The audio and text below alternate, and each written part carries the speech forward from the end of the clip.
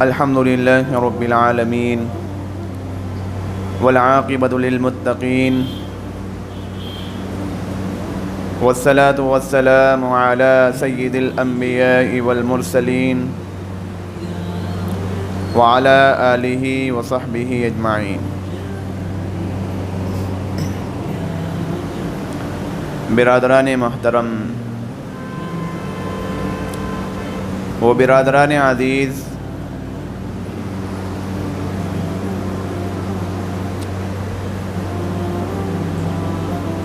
قربانی کے وہ 3 دن جس میں دنیا کا مسلمان قربانی کے عمل کو انجام دیتا ہے، اللہ کی بارگاہ میں اپنے جانور کا خون بہاتا ہے، اپنے جانور کو راہ خدا میں ذبح کرتا ہے،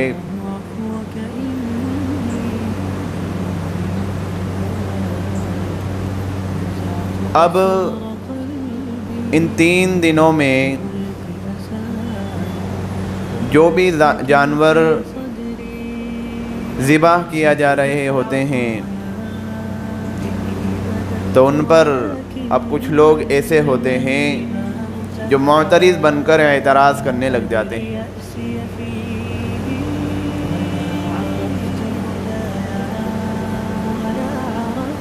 اس عمل کو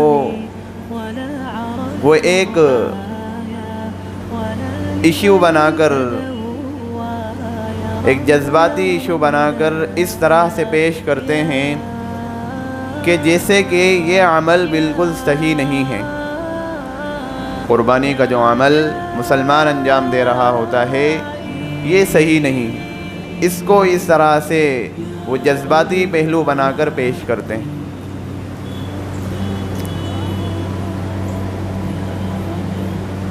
اعتراض کرنے والے ایک اعتراض یہ کرتے ہیں کہ قربانی کے جانور میں جو رقم ضائع کی جاتی ہے، خراب کی جاتی ہے، تو اس کے بدلے اس سے اچھا یہ ہے کہ اگر اسی رقم کو کسی غریب کو اٹھا کر دے دیا جائے تو غریب کا بھلا ہو جائے۔ یہ ایک اعتراض کا پہلو لوگ بنا کر پیش کرتے ہیں کہ قربانی کی رقم کو ایسے ہی کسی غریب کو اٹھا کر دے دی جائے۔ اب جو لوگ یہ اعتراض کر رہے ہوتے ہیں کہ قربانی کی رقم کو ویسے ہی کسی غریب کو دے دی جائے تو اس کا بھلا ہو جائے، تو وہ لوگ یہ جانتے ہی نہیں کہ غربت کا علاج صرف پیسے بانٹنا نہیں ہوتا بلکہ معاشی ایکٹیویٹی کا پہیہ چلانا ہوتا ہے، لوگوں کو روزگار سے وابستہ کرنا ہوتا ہے۔ یہ بھی ایک عمل ہے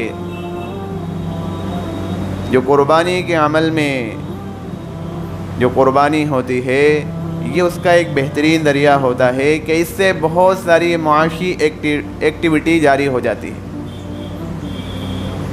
آپ غور کریں گے کہ معاشرے کا وہ طبقہ پورے سال وہ جانوروں کو، بکرا بکری کو پالتے ہیں، اس امید سے اس کو کھلاتے ہیں، پلاتے ہیں، چراتے ہیں، دیکھ بھال کرتے ہیں، اس امید سے کہ جب قربانی کا وقت آئے گا تو ہمیں اچھی خاصی رقم اس پر مل جائے گی،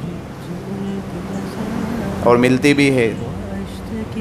کہ گاؤں دیہاتوں میں ایک غریب طبقہ وہ اپنے جانوروں کی دیکھ بھال کرتے ہیں، بکرے کو پالتے ہیں، اس کی دیکھ ریکھ کرتے ہیں، اسے تیار کرتے ہیں اس امید سے کہ یہ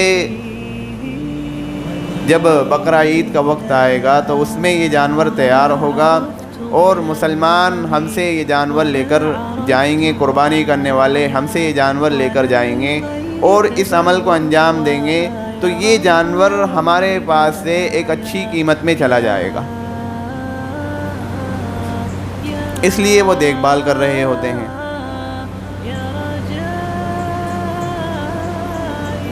کہ کسی نے 4 بکرے 5 بکرے تیار کیے، غریب طبقہ ہے، اب وہ ان بکروں کو تیار کر کے پھر جب بقرہ عید کا وقت آتا ہے تو ان ایام سے پہلے جب وہ اس کو بیچتا ہے، یا تو خود اس کے گھر سے چلا جاتا ہے یا تو ہاٹ وغیرہ منڈی وغیرہ کے ذریعے سے جاتا ہے، تو اچھی خاصی قیمت مل رہی ہوتی۔ 6-7 بکرے پالے، اچھے بڑے کیے، تو کم سے کم 1.5 لاکھ روپے ان کے ہاتھ میں آ گئے۔ اب وہ اپنے خرچے نکال رہے ہوتے ہیں۔ تو یہ ایک معاشی ایکٹیویٹی ہے کہ اللہ تبارک و تعالیٰ نے حضرت اسماعیل علیہ السلام کی جگہ پر اس جانور کو رکھ کر اللہ تبارک و تعالیٰ نے پوری دنیا میں روزگار دے دیا۔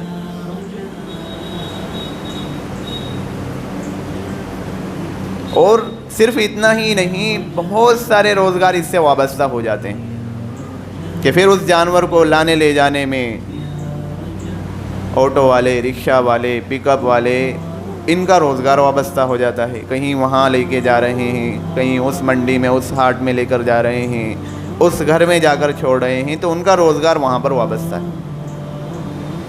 آپ اپنے گھر پر لے کر آ گئے، شہروں میں تو یہ ماحول ہے کہ بتی جلدی ملتی نہیں، تو ایک غریب طبقہ وہ ادھر ادھر گاؤں سے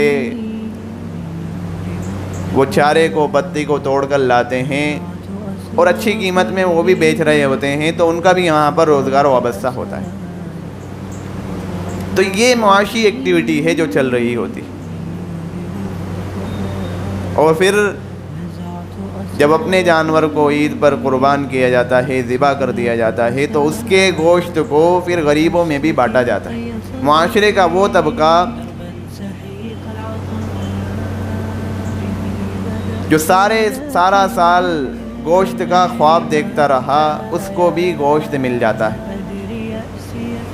اور پھر قربانی کرنے کے بعد جانور کی جو کھالیں ہوتی ہیں، جو کھالیں وصول ہوتی ہیں، کھالیں حاصل ہوتی ہیں، ان کھالوں سے لیدر پروڈکٹس بنائے جاتے ہیں۔ بھئی چمڑا تیار کیا جاتا ہے، اس کی صفائی ستھرائی، اس کی بنائی سلائی، تو ایک چمڑا بن کر تیار ہوتا ہے جس سے جاکٹ وغیرہ اور چمڑے کے چپل وغیرہ، یہ تمام چیزیں اس سے بنائی جاتی ہے۔ تو اس سے لاکھوں لوگوں کا روزگار وابستہ ہوتا ہے۔ بڑی بڑی فیکٹریاں، اس میں یہ جاتا ہے، چمڑا بن کر تیار ہوتا ہے، پھر وہاں سے یہ دوسری فیکٹری میں جا رہا ہے، وہاں پر کپڑا بن رہا ہے، جوتے چپل بن رہے ہیں، لیدر جاکٹس بن رہی ہیں۔ تو یہ اس کے پیچھے جو لاکھوں لوگ ہیں کام کرنے والے، ان کا روزگار اس سے وابستہ ہوتا ہے۔ تو پورے سال یہ پہیہ چلتا رہتا ہے۔ لیکن اس جدید ذہن کی حالت یہ ہے کہ انہیں جانوروں پر رحم اور غریبوں کا خیال صرف عید کی قربانی پر خرچ ہونے والی رقم کے وقت ہی آتا ہے۔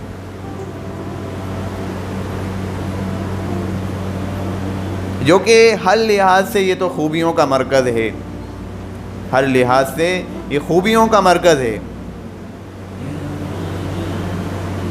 اعتراض کرنے والے اعتراض تو کر جاتے ہیں، لیکن انہیں ان خربوں روپیوں کا ضیاع، ان خربوں روپیوں کا خراب ہونا دکھائی نہیں دیتا جو ہر روز امیر لوگ پیزا اور برگروں میں اڑا دیتے ہیں۔ جانور کے چربی کا بھی استعمال کیا جاتا ہے۔ یہ لوگ جانور کی چربی کا استعمال کرتے ہیں، بہت ساری کھانے پینے کی چیزوں میں ڈالی جاتی ہے، اور بھی دیگر چیزوں میں جانور کی چربی کا استعمال ہوتا ہے۔ جانور کے جو بال ہیں، جسمانی اعضاء ہیں، جو ہڈی وغیرہ ہیں، تو ان سے جو مختلف چیزیں بنائی جاتی ہیں، ان کے استعمال کا شوق بھی رکھتے ہیں۔ لیکن جانوروں کے بھوکے پیاسے مر جانے تک ان کی جیبوں سے ایک پھوٹی کوڑی نہیں نکلتی۔ اعتراض ہے تو قربانی کے دن جانور کے ذبح پر اعتراض ہوتا ہے۔ اور پھر اس قوم پر اعتراض کیا جاتا ہے جس کے لیے تو یہ تاکید ہے کہ اپنے جانوروں کی خوب دیکھ بھال کی جائے، انہیں خوب چارہ دیا جائے، خوب کھلایا پلایا جائے، خوب موٹا تازہ کر دیا جائے، اس قوم پر اعتراض کیا جا رہا ہے۔ لیکن یہ اپنی ذاتی جو فائدہ ہے، ذاتی فائدے کے لیے جانوروں کو استعمال کر لیتے ہیں، لیکن ان کی دیکھ بھال، ان کے کھانے پینے کی کوئی ذرہ برابر فکر نہیں ہوتی۔ بس جانوروں کے جو جسم کے اعضاء مل گئے، ان سے اپنا فائدہ ہو گیا، اپنی روزی چل گئی۔ سارا سال تو یہ مرغے کے گوشت کے برگر، چکن کڑھائی، مٹن کڑھائی ڈکار جانے والوں کو صرف جو اعتراض ہوتا ہے وہ عید کے دن قربانی کے جانور کے ذبح پر، جانوروں پر رحم آنا ان پر شروع ہو جاتا ہے۔ حالانکہ اگر دیکھا جائے تو یہ جو قربانی کا عمل ہے یہ غریب پرور تہوار ہی ہے، یہ غریب پرور تہوار ہے۔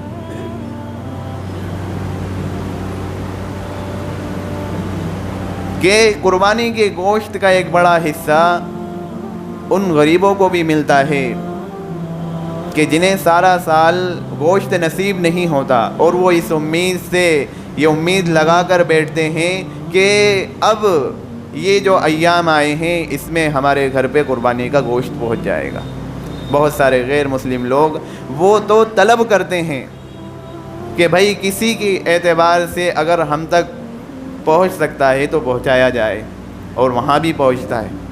نبی اکرم صلی اللہ علیہ وسلم نے یہاں بھی فرق نہیں کیا کہ غریب مسکین کا اطلاق صرف مسلمانوں پر نہیں ہوتا، غیر مسلم پر بھی ہوتا ہے کہ اپنے گوشت کی جو تقسیم کی جائے، اپنے عزیز و اقارب ملنے جلنے والے میں اگر کوئی غیر مسلم بھی ہے تو ان کو بھی گوشت دے دیا جائے، تو اس میں کوئی حرج کی بات نہیں ہوتی۔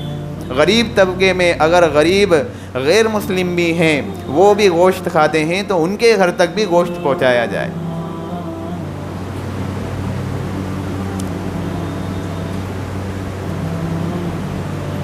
لیکن اعتراض کرنے والے تو اپنی جگہ اعتراض کر رہے ہوتے ہیں۔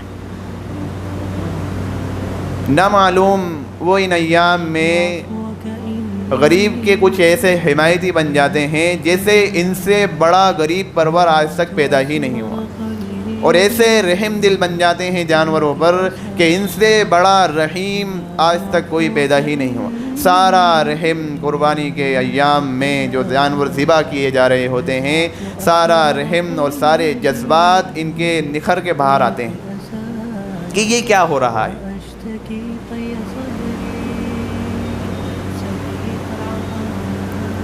اور پھر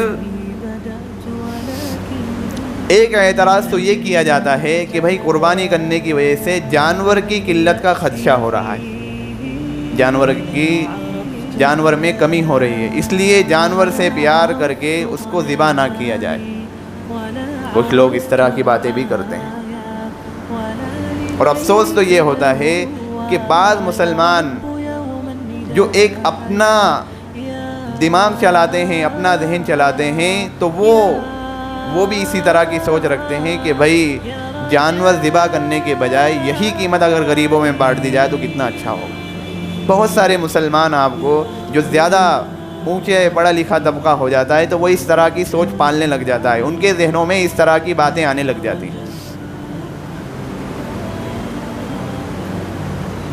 تو جو لوگ اس طرح کی باتیں کرتے ہیں کہ جانور کی قلت کا خدشہ ہوتا ہے،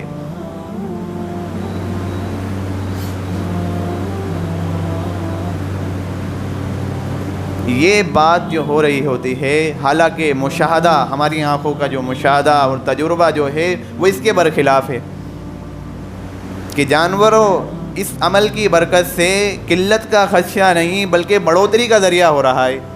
آپ دیکھیں ہر سال قربانی کرنے والوں کی تعداد میں اضافہ ہوتا چلا جا رہا ہے، اور لوگ ذوق شوق سے قربانی کے عمل کو انجام دے رہے ہیں۔ ہم ہمارے ارد گرد پہلے دیکھیں کہ پہلے کتنی قربانیاں ہوتی تھی اور اب کتنی ہو رہی ہیں۔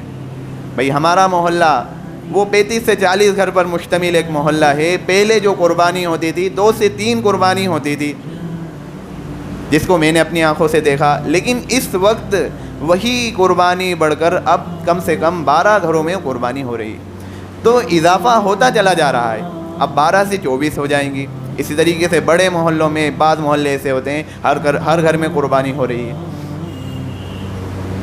تو آج تک تو یہ بات سننے میں نہیں آئی کہ اتنی قربانی کرنے کی وجہ سے جانور کی قلت ہو گئی، جانوروں میں کمی ہو گئی. اور بلکہ آپ شریعت کو دیکھیں گے تو قربانی کے جانور میں جو اصطلاح بیان کی گئی کہ چاہے جیسا جانور قربانی کے لیے نہیں چلے گا، اس کی بھی ایک اصطلاح ہے. عمر کے بارے میں آپ اصطلاح دیکھیں گے، جانور کی عمر کتنی ہونا چاہیے، کہ بکرا بکری کی عمر 1 سال ہونا ضروری ہے. 1 سال سے کم کا وہ قربانی نہیں ہے، وہ قربانی کے لیے نہیں چلے گا، اس کو الگ ہٹاؤ. بھینس وغیرہ میں 2 سال مکمل ہونا ضروری ہے، 2 سال سے کم کی بھینس نہیں چلے گی. اونٹ وغیرہ میں 5 سال مکمل ہونا ضروری ہے، اس سے کم کا اونٹ نہیں چلے گا قربانی کے لیے. اور پھر اتنا ہی نہیں، کوئی عیب بھی نہیں پایا جانا چاہیے.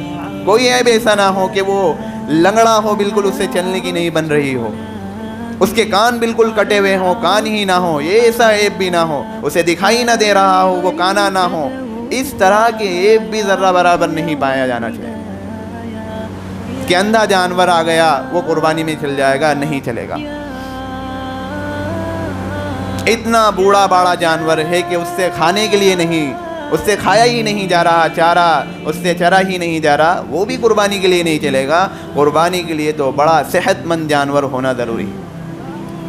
اتنی اصطلاح اور اتنی شرائط کے باوجود یہ قربانی ہو رہی ہے اور جانوروں میں بڑھوتری نظر آ رہی. تو یہ سب قربانی کے جانور، یہ قربانی کے عمل کی برکت ہے جو اللہ تبارک و تعالیٰ نے اس پر رکھی ہے.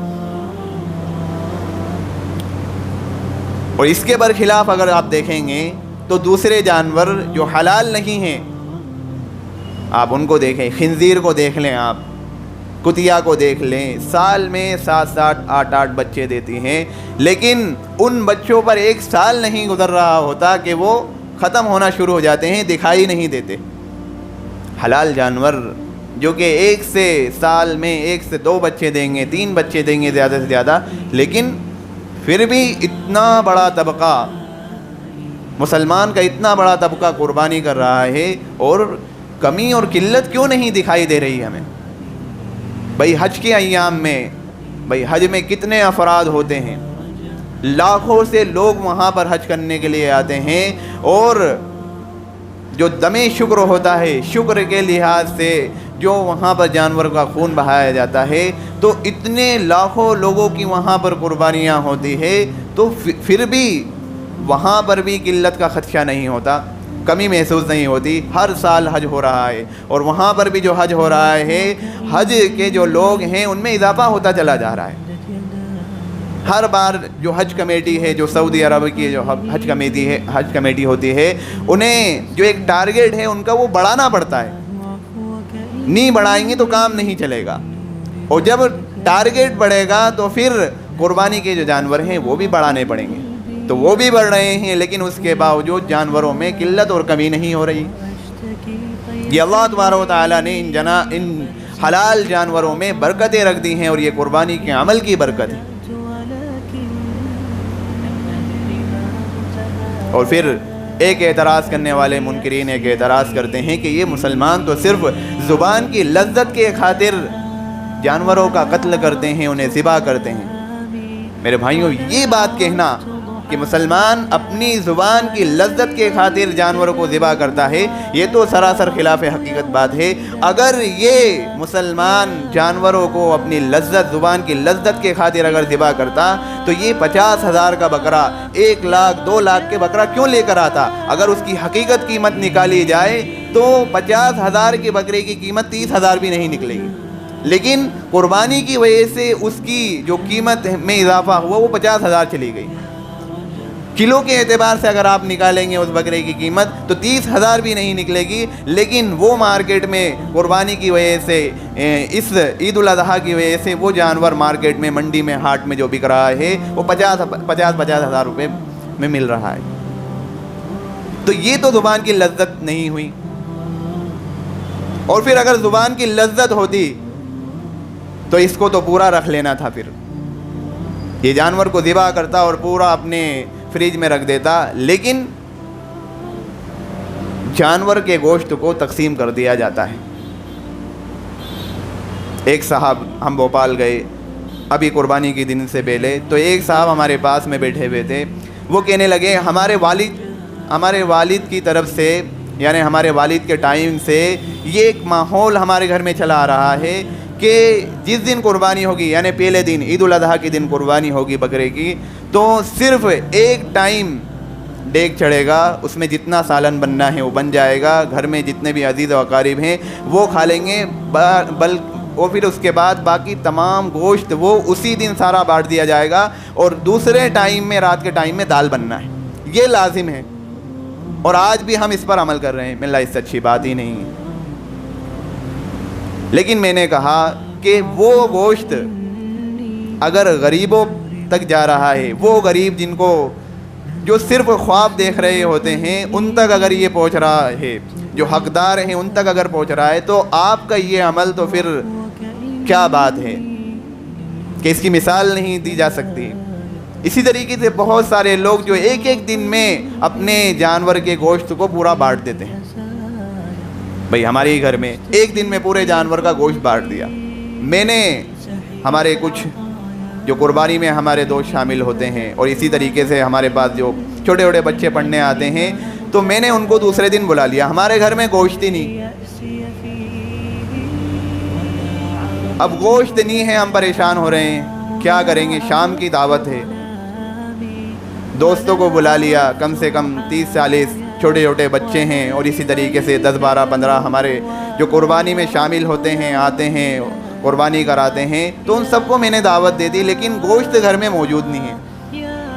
اب ہم پریشان ہو رہے ہیں، میں ادھر فون لگا رہا ہوں، ادھر فون لگا رہا ہوں کہ بھائی کوئی حصہ ایسے لوگ کہ جو نہیں لے جاتے ہیں، بھائی ان کا حصہ اگر آ جائے تو بہت۔ شام تک اس طریقے سے فون لگاتے رہے۔